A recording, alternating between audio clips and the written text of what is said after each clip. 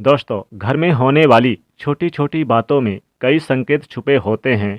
इन संकेतों को अगर समझ लिया जाए तो हम जान सकते हैं कि भविष्य में आने वाला समय कैसा होगा और परेशानियों से बच सकते हैं। ज्योतिष शास्त्र के अनुसार जब दरिद्रता गरीबी बढ़ने की संभावना होती है तो घर में छोटी छोटी बातें इशारा करती है।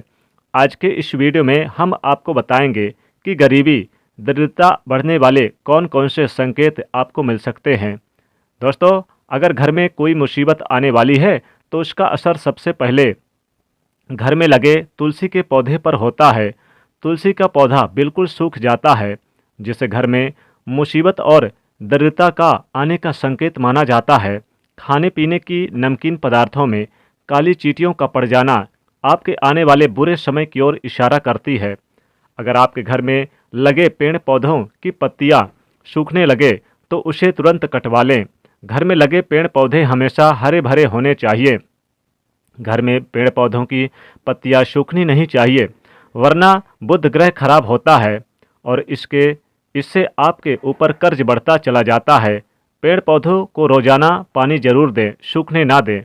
घर में झाड़ू लक्ष्मी जी का सूचक है, क्योंकि वो दरिद्रता गरीबी को घर से बाहर निकालता है।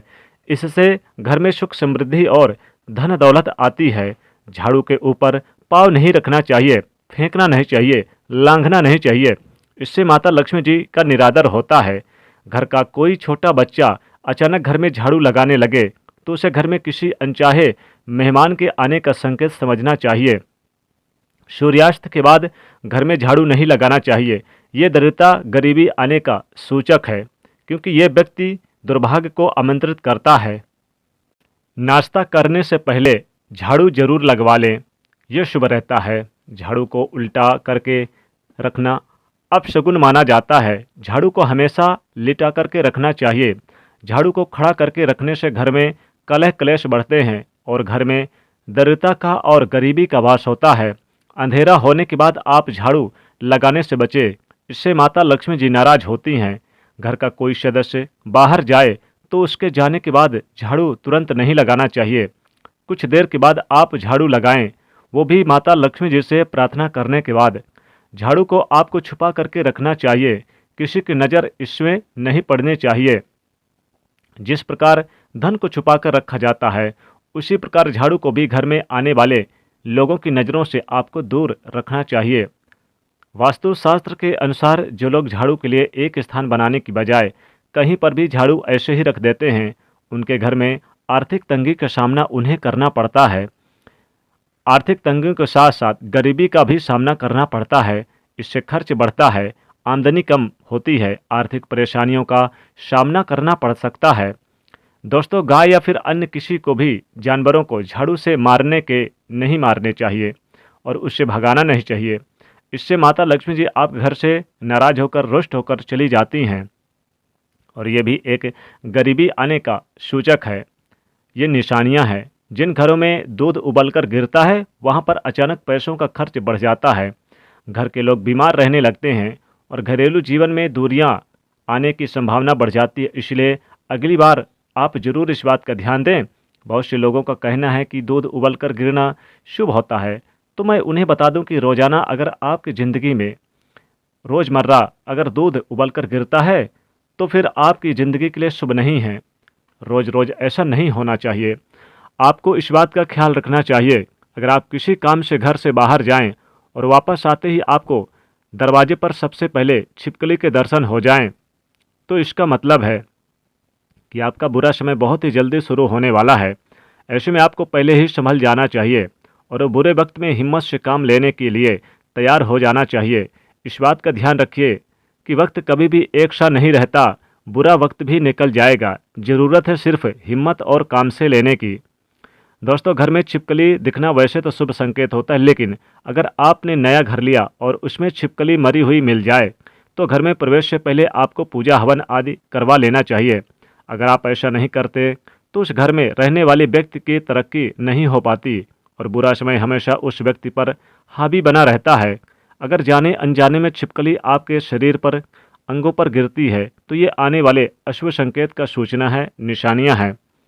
जैसे अगर छिपकली आपके माथे पर गिरे तो आपके लिए खुशियों का संकेत लेकर आती है और जल्द ही आपको धन का लाभ होने वाला है।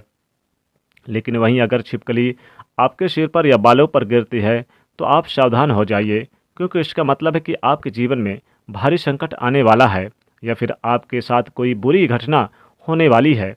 इसी तरह से आंख का फड़कना भी आपके आने वाले शुभ और अशुभ समय के बारे में संकेत देता है। महिलाओं के बाईं आंख फड़कना मतलब आपके जीवन में कुछ अच्छा होने वाला है, ये शुभ संकेत का इशारा करता है। तो वहीं अगर आंख चारों दिशाओं में फड़कती है तो इसका मतलब है कि आपके शादी के योग जल्द ही आने वाले हैं। महिलाओं की दाईं आंख फड़कने का मतलब अशुभ होना। दाईं आंख का फड़कना आपके जीवन में संकट आने का संकेत है।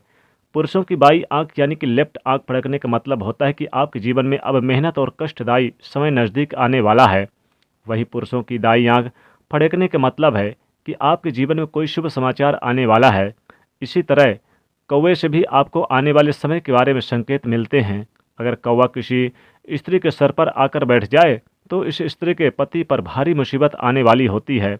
अगर किसी व्यक्ति के घर पर या उसके छत पर अचानक यानी कि अचानक बहुत सारे कौवे आकर शोर मचाने लगे तो उस घर के मालिक पर आने वाली बड़े संकट की ओर इशारा करते हैं और ये आने के यानी कि बुरे समस्याओं के संकेत है। दोस्तों, घर में पड़े हुए कांच या फिर चीनी मिट्टी के बर्तन बाहर कर देना चाहिए और इन्हें यानी कि जो भी टूटे फूटे हों इन्हें बाहर कर दीजिएगा। मिट्टी के बर्तन हैं या जूते चप्पल हैं, इन सभी को घर से बाहर कर देना चाहिए। ये भी गरीबी आने के सूचक हैं।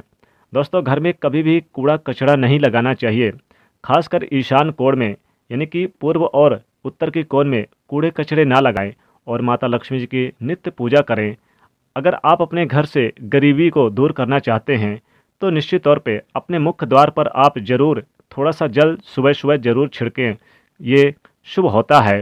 दोस्तों, अगर मान लीजिए आपके घर में कोई अचानक सुबह सुबह शोर मचाने लगे या फिर रोने लगे तो ये भी एक अशुभ यानी कि गरीबी आने का सूचक है, तो आपको इनसे भी बचना चाहिए।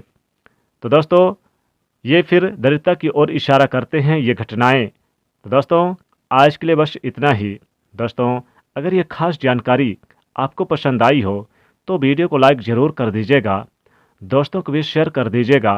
पहली बार यदि आए हैं चैनल पर हमारे तो चैनल को सब्सक्राइब करके इस बेल आइकन को ज़रूर कर दीजिए यानी बेल आइकन को दबा दीजिएगा और कमेंट में लिखेगा जय माँ लक्ष्मी।